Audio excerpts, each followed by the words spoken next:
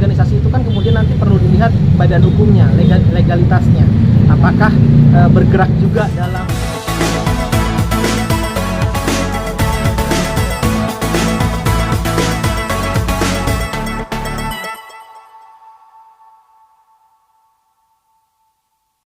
Pak Victor, ini mengenai konten, ini kan banyak kan media-media juga dari TV pun ada di YouTube. Iya. Nah, apakah itu termasuk jurnalis atau seperti apa? Iya, kalau kita lihat dalam konteks jurnalis kegiatan jurnalistik itu kan jelas harus ada dasar hukumnya. Artinya ketika dia merupakan kantor berita, maka tentunya ada badan hukumnya. Nah, berbeda dengan citizen journalism. Citizen journalism ini biasanya orang-orang yang mengambil konten-konten dengan konten pemberitaan yang masuk dalam aturan-aturan pemberitaan. Nah, itulah kemudian, tapi biasanya seringkali dia sifatnya individual, tidak punya badan hukum. Nah, ini yang masih menjadi persoalan karena belum ada pemisahan antara kegiatan jurnalistik dengan citizen journalism.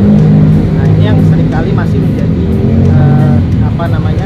zona abu-abu ya, bagaimana kemudian mengaturnya khususnya terhadap citizen journalism yang memang sudah banyak beredar saat ini. Artinya kan orang mengatakan bahwa kalau yang namanya YouTube itu bukan jurnalis, itu adalah kreator. Iya. Itu karena kan banyak juga orang yang dulu pernah di wartawan, dia membuat juga berita karena supaya ilmu dia tidak hilang, akhirnya membuatlah itu. Apakah itu termasuk juga jurnalis atau kreator? Sebenarnya yang membedakan nanti dari isi kontennya.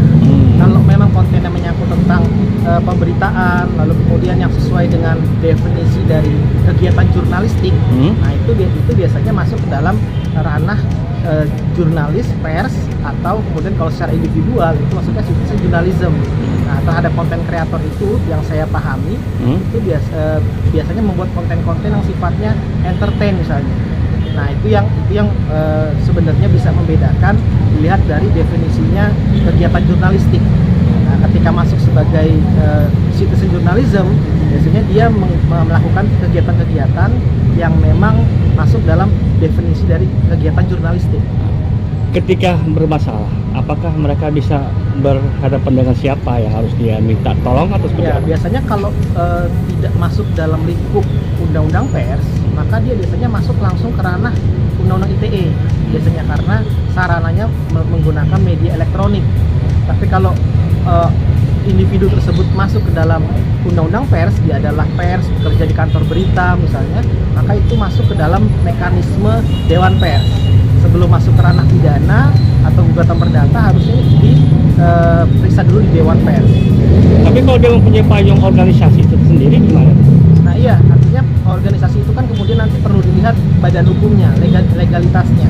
Apakah bergerak juga dalam kegiatan-kegiatan jurnalistik atau misalnya tidak.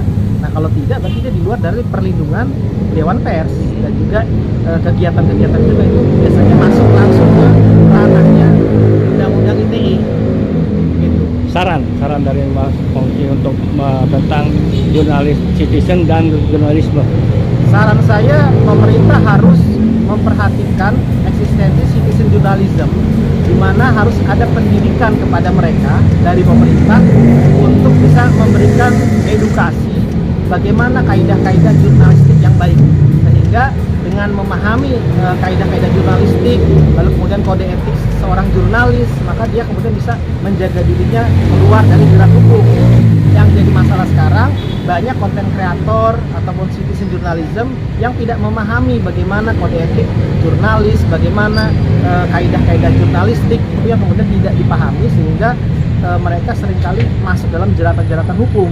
Nah, sebenarnya ini tanggung jawab pemerintah untuk bisa kemudian memberikan edukasi kepada mereka, bisa melalui Menkominfo, bisa melalui kementerian terkait, itu bisa memberikan edukasi, pelatihan ataupun misalkan edukasi di media yang harus secara masif, gitu.